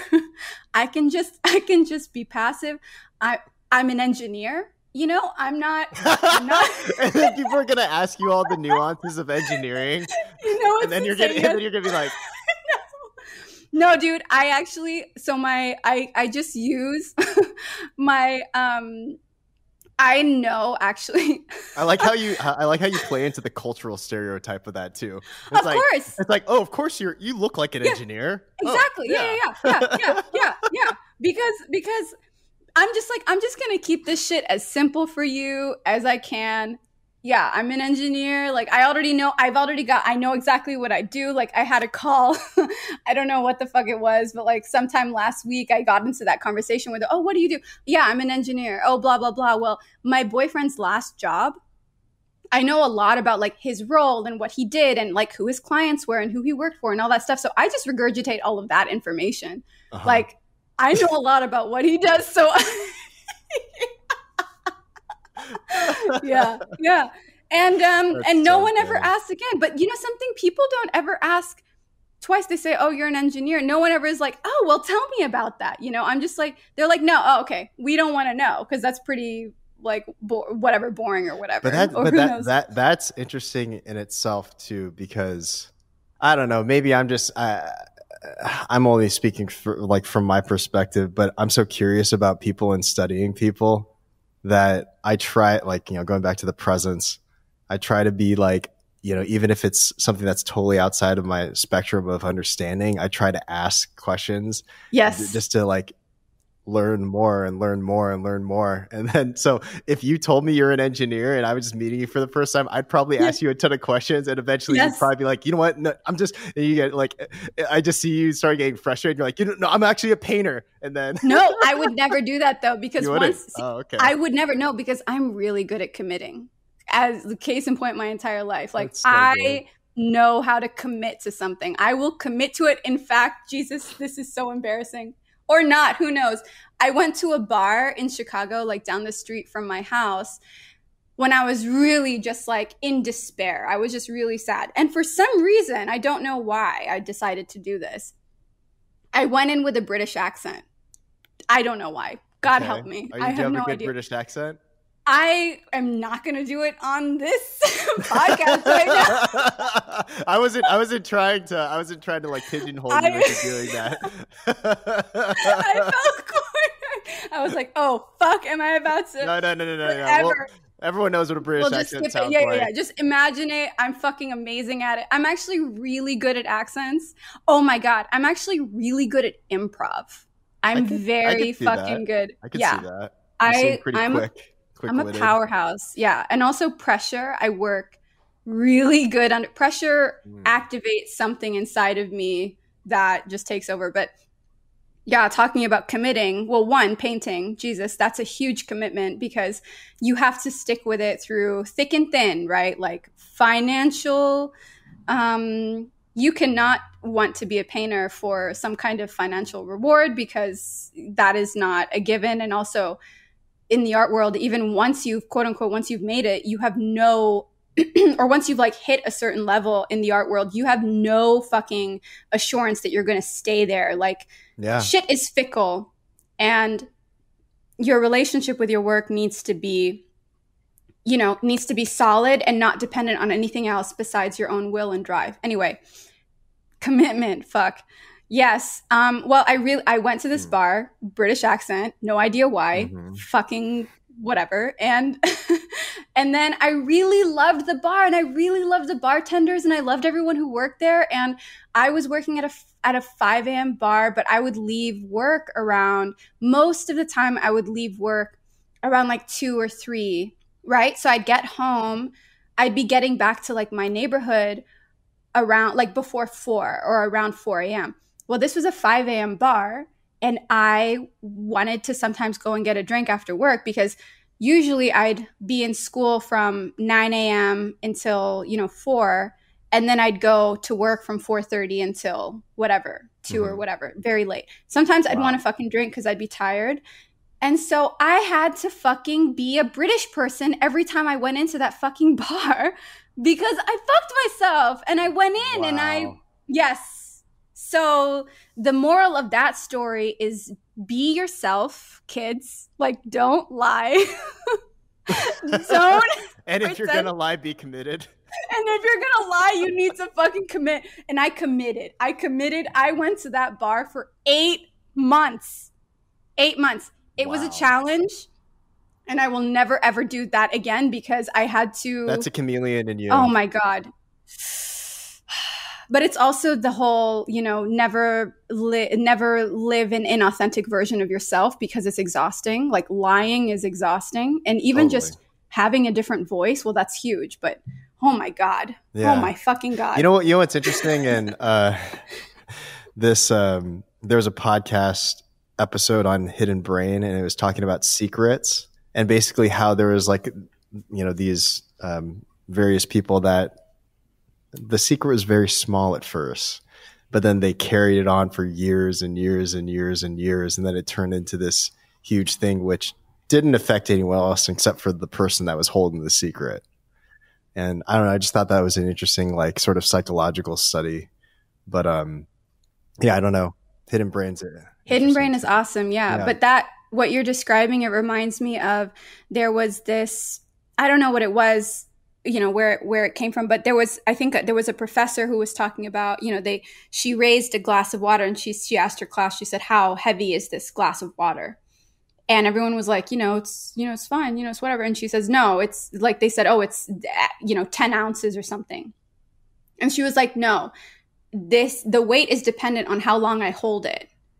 Because if you're holding something up for, 4 hours, your arm is going to feel like it's going to fall off, right? That's going to feel like the heaviest glass of water ever. And so the whole point that professor was trying to make was like, it's really important to put that shit down sometimes. You have to put it down every now and again. Otherwise, it's going to feel like it's going to be so heavy. And the same thing applies to secrets, and the same thing applies to I think also like, traumatic experiences and stuff like that as well. Like you need to put it down because it could be very small, but it will become this thing that suffocates you. Yeah. And also knowing when to drink that cup of water to alleviate some of that pressure. Yeah. Metaphors upon metaphors upon metaphors as you drink water. Always, yes, as I drink water. Yeah.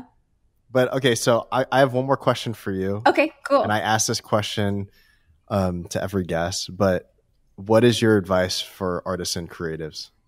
Wow. Does it have to be like a succinct little soundbite? No. Just whatever. What is my advice?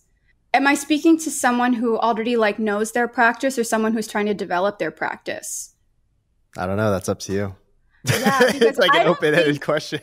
Yeah, I don't think I would never, ever, ever feel comfortable talking to someone who has an established practice, like who knows how they work and who is making work. I would never give someone like that advice because I'm like, you don't fucking need my advice. Like you're doing your thing and you know how you work, and the avenue into like the route into a life where you are a full-time working artist is very different for everyone. And it's, there's no one size fits all thing. So like you could have done everything fucking completely different than me and still have a very fulfilled, like fully resolved practice and life. And, you could be doing the thing, but you could have done literally everything different from the way that I did it. So I would never give advice to someone who has a full practice because, they already know what the fuck they're doing.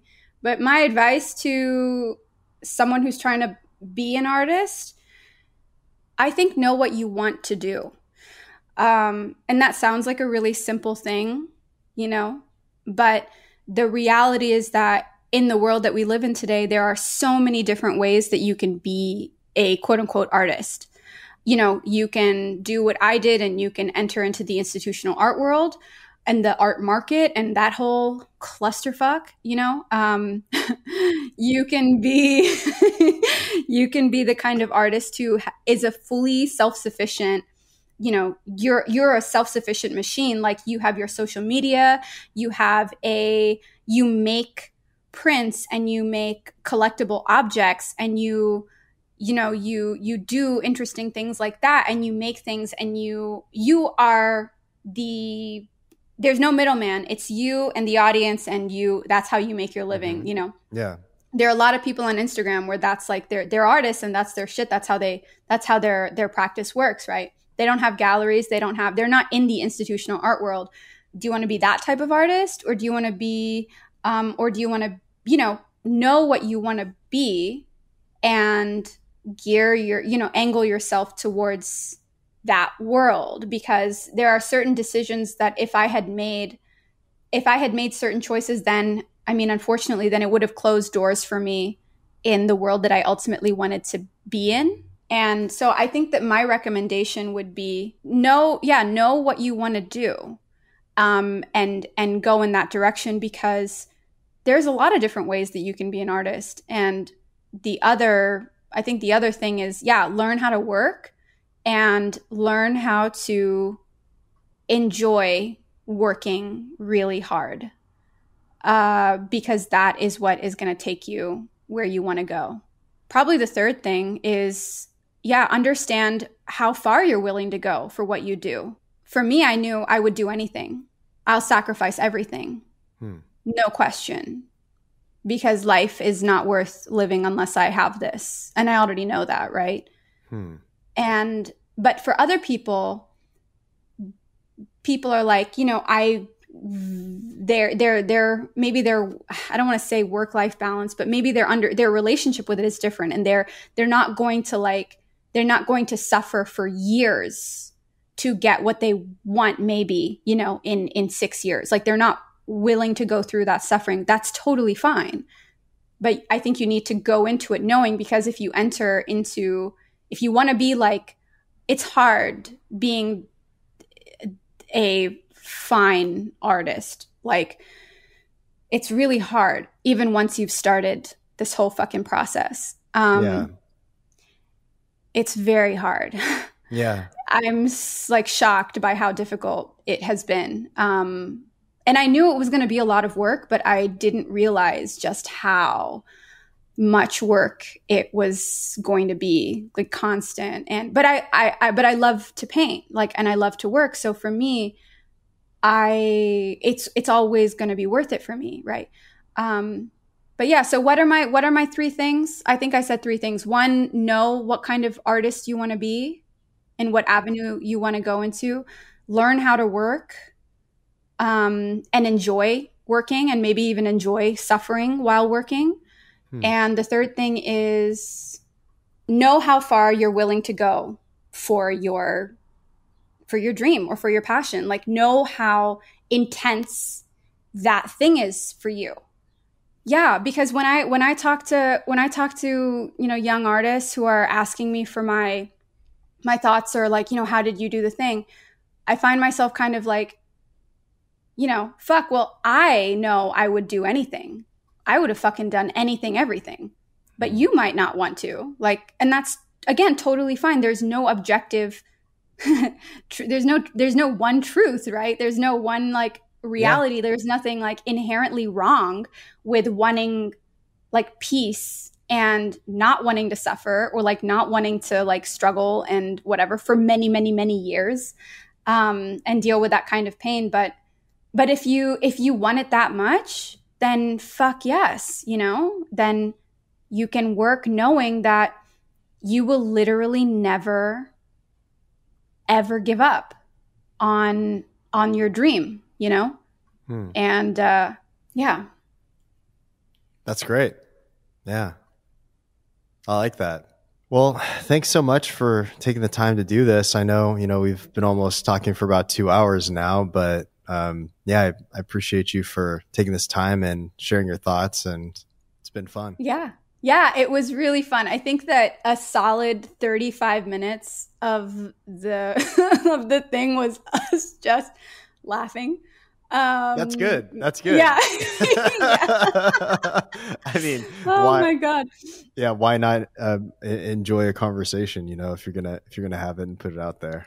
Yeah, yeah, it was good. The Michael Bay moment really made it for me, frankly. So I'm glad about that. Yeah. And what if I was like in the back of my head, I was like, Michael Bay is one of my favorite directors. Oh shit! I'm just like, fuck.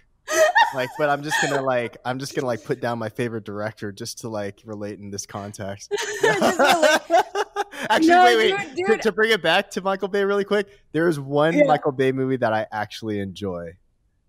And that's Which is The Island. Okay. Have you seen that? I have not watched that many Michael Bay movies. You obviously are a bigger Michael Bay fan than I am. Okay. Because you know multiple Michael Bay movies, dude. I guess I do. Well, I do study tons and tons of directors. I know movies and stuff they do. But that movie, it might be because, I was in college when that movie came out, and it was in high school, probably high school actually. But I don't know, something about that movie. Scarlett Johansson and Ewan McGregor. It was a great movie. Oh God, they're very strong actors, both of them. Totally. Well, I mean, the thing is, you can't, Michael Bay is known now for his, the explosions and the Transformers and all. He's big on explosions. He loves explosions. Cool. But that doesn't mean that he's. We get it. Yeah, we get it. But it doesn't. But it doesn't mean though that he's never made anything. That he hasn't done anything that's good or artful. And I think that, again, we kind of live in this time of very binary thinking where it's if you this is kind of a weird example, but there's this band called Imagine Dragons, which I'm sure you've heard of. Uh-huh. Yeah. They're good friends of mine. Yeah, well, no, I'm just I remember. They're not kidding. I don't know them. I don't fucking. Honestly, anyone that I know who lives in LA, I'm just fuck, they really might be friends with them. I don't. Feel free to say whatever you're going to say about Imagine. No, but something the band, the lead singer of the band, man, Imagine, they get a lot of shit. Right? They get a lot of shit for being lame or uncool or whatever. Yeah. And the lead singer put out this thing saying, yo, I understand, if you guys don't think what I do is cool, that's totally fine, but you're bullying my kid about it. And that's fucked up. Stop, stop fucking doing that. But that's an aside. The main point is, just because someone's style is different, it doesn't mean that it's worse. Michael Bay makes a shit ton of money. He has a lot of box office hits, and that's cool. That's fine. Again, there's no one true. And also, I enjoyed the first Transformer movie when I watched it. It had awesome sound effects. The sound effects were fucking dope. They were fucking cool. Mm-hmm. And the graphics, the visual effects were also really cool. Was it the same kind of, did it have that kind of weight or the weightiness of an incredible film that leaves you feeling moved afterwards, No, but not every kind of art has to be that way. Yeah, that's true. So that's so it's the pretentious, the kind of the expert knowledge pretentiousness that tends to happen, Yeah, sometimes. yeah. And I think that there's this balancing always of at least that I'm kind of dealing with is I need to embrace my pretentiousness, but also know where does that pretentiousness live, and where does it exist? Because I don't want to be a pretentious person, but I know that a lot of my artistic pretentiousness really, it's I'm going to reserve that for where it really belongs, which is in that world, not in my it belongs in the studio. I don't know. You know, I'm still figuring all this stuff out, but I don't want to be an ass. You know what I mean? No, I totally get you. I Yeah, think yeah. as a rule of thumb that I've kind of come up with for myself is a 1-to-1 ratio of shitty movies to good movies. So I'll watch one completely absurd movie that's just strictly for entertainment and just to get high and watch a stupid fucking movie. And then another movie that, you know, I'm trying to extract some meaning from. So I don't know. I think that there has to be a balancing act to these things, or else you're just going to be that pretentious asshole that everyone doesn't like. And that's probably not very beneficial for you. Yeah. Or I mean, like, yes, exactly. Like no one will be able to relate to you because you're just going to be like, your head's in the fucking clouds. Exactly. You know? Or like deep in this pit of darkness and despair, right? Because so much art, so much incredible art is about something that's more, you know, more difficult to hold, right? And the people that I've met, oh my goodness, the people that I've met who are really like deeply entrenched in that incredible, like amazing art, who aren't really like living in the real world, they're fucking depressed as fuck, man. Like they're very, I don't know. Again, this is a generalization. It does not apply on every level. I'm just thinking of like a handful of people, you know, but I think it's important. Balance is important. Like we can enjoy the Michael Bay movies and still get down with some hardcore, good ass Criterion Collection shit, you know?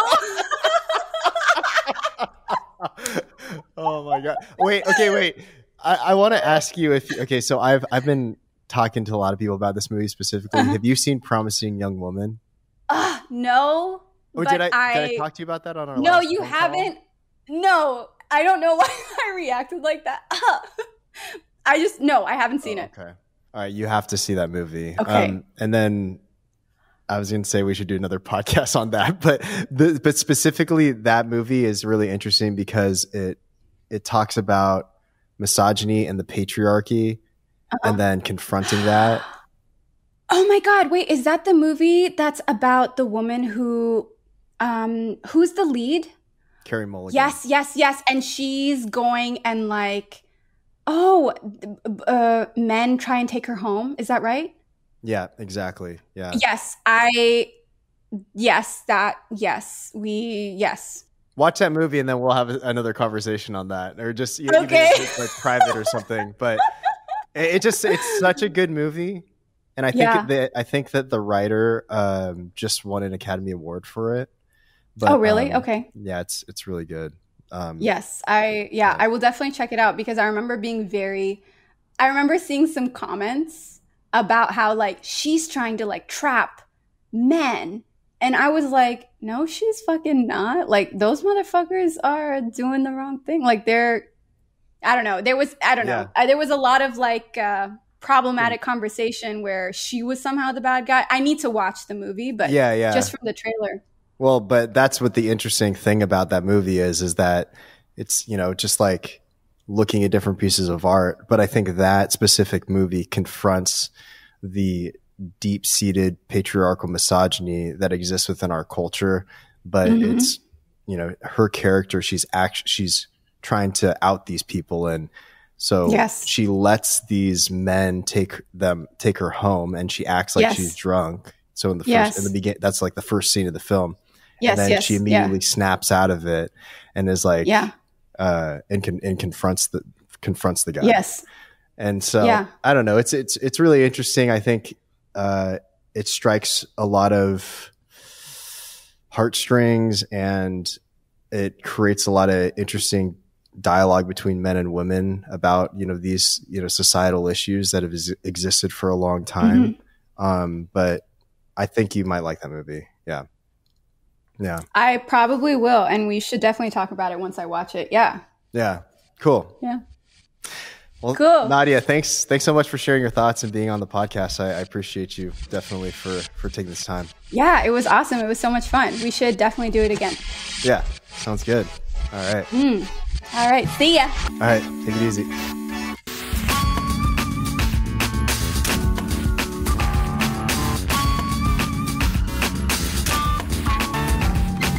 music for the podcast is by Rarebit, aka Justin Dosher Hopkins. Creative producer is Noah Wainwright. YouTube and creative support is by Tyler Scully. Research is by Niba Akireddy. Thanks so much for tuning in. See you next time.